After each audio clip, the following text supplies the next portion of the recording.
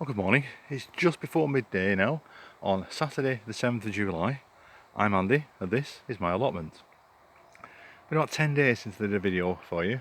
Not been on a lot, to be honest, because work's got in the way. I've had to work away down in Drought for a couple of days, and it's just everything else has been piling up, so there's not a huge amount I've done, but as you can see, nature continues. So I'll give you a quick spin round to show you what's happening, what's new, and go through the plans as usual, which normally don't get done as usual, and take it from there. Anyway, we'll start off here with the pumpkins and squashes on this bed. A lot of weeds in this at the moment. I need to get on my hands and knees and pull these out. We've got a pumpkin here at this end which is not starting to vine as yet. There are some flowers on it but nothing else. Then a butternut squash behind it. Now when these plants went in, the butternut squash was the biggest of all the plants, and it's now the smallest. So God knows what's happening there. On this side we've got courgettes. I think this one's an all green bush. As you can see in there, there's one starting on there. And then this has been left for 2 days. And as you can see, we have a marrow. So that's coming off later. We have pumpkin here at the back, which is vining out in 2 different directions, which is wonderful. And it's going through another... in fact, I think I've got another butternut squash over... No, sorry, another courgette over there. I just have to have a look at it in a minute and see if there's anything on it. But we're starting to go. On this bed here we have more pumpkins. As you can see, lots of flowers on that. That's an Atlantic Giant, so I've got hoping great things from that. Then on this side we've got a couple of yellow courgettes, as you can see. Some little yellow ones coming through there, and over there some yellow ones. Another marrow over there. Again, it's been 3 days since I last picked them, and that wasn't even on there, so I don't know. And then this one here is another pumpkin, which is doing absolutely fantastically. Now the strawberries at this end, they're all going over. I'm going to pick what I can today, save what I can, freeze some, give them away, what have you, because basically they've gone past their best. We may get another flush of strawberries later on, so what I'm going to plan on do is take the strawberries off these. If I get a chance today, I'll cut them back so they're not losing too much water through their leaves, and then hopefully they will have another fresh lease of life. We shall see.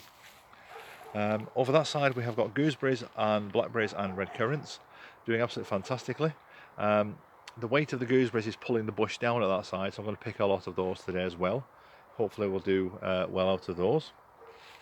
On the far side over there we have got the rhubarb, which is growing remarkably well in this weather. I was surprised at that.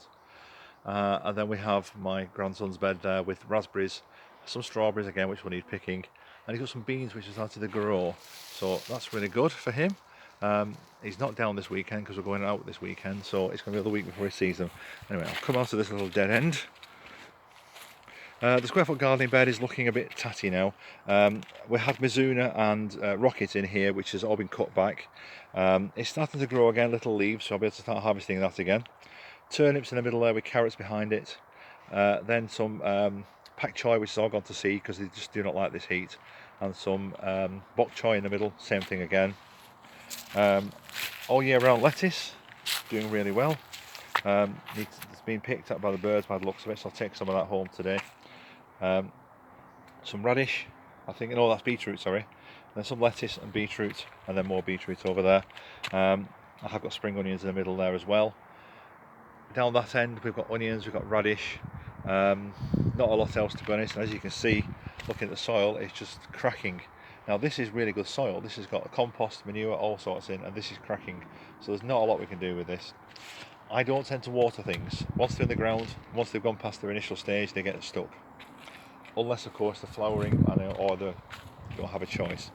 As you can see here, the carrots are suffering, so I'm probably going to water them. And the onions at the back are doing really well. Garlic at the front also doing well.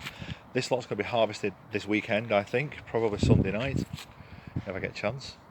And we shall see how we do with that. But as I said, there's 5 different lots of carrots in here, so I'm going to have a try at some of these today, see if I can get some of them out. Under the netting at the back are some brassicas that came out of the greenhouse. They weren't doing particularly well in the greenhouse. I gave them a chance. They're doing okay, considering they've had no water now for 3 weeks, and it's not rained for 3 weeks either. So we'll see. Harvested the white currant bush. That was absolutely dripping with white currants. One bush I got 4 kilos of white currants, and I left some on. There's still some left on in there. I don't know if you can see them there, but there's still some white currants left.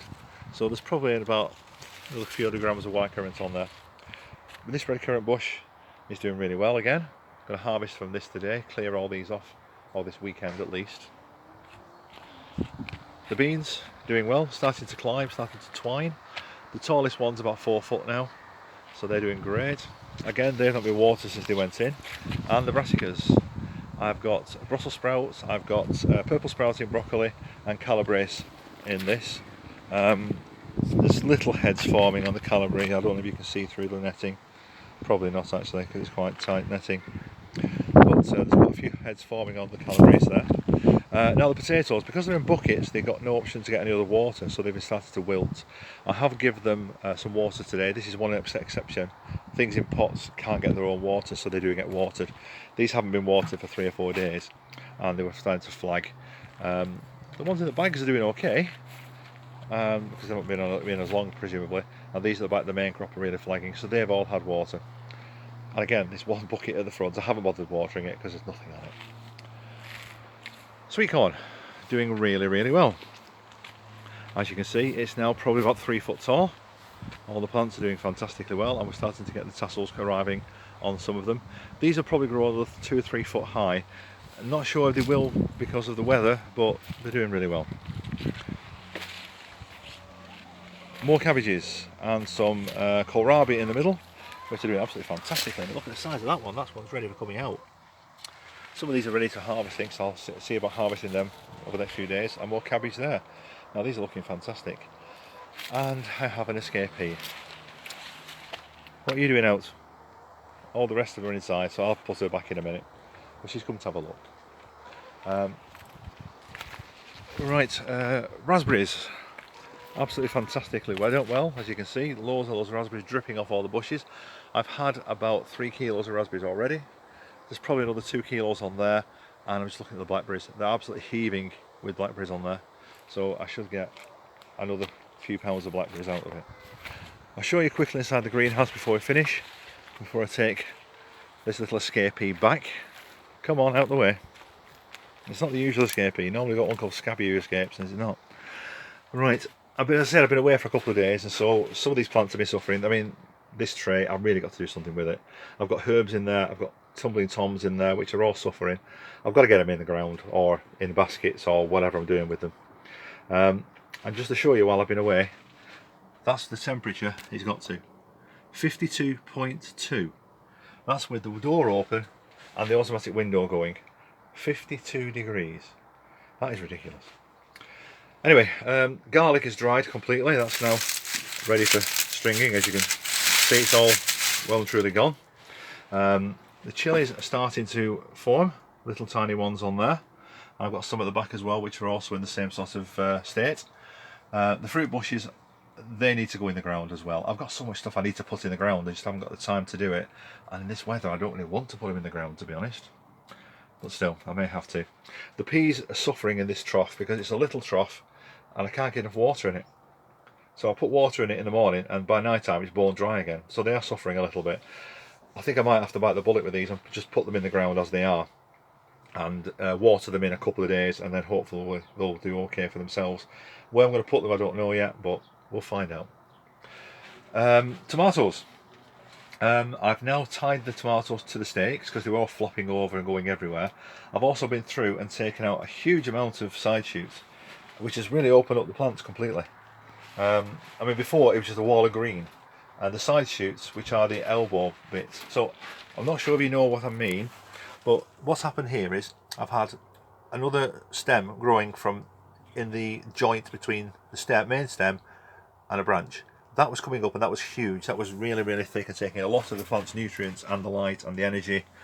So I've taken that out because it's just useless. It's a sucker. It's not going to do anything.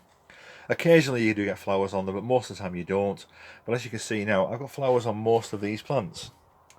So hopefully we'll start setting some tomatoes soon, and the plants themselves will continue growing, and I can stake them to tie them to the stakes as they grow taller and taller. When they reach the top of the stakes, I'm not sure what I'm going to do, whether I'm going to let them grow any taller or whether I'm going to let them just stay where they are.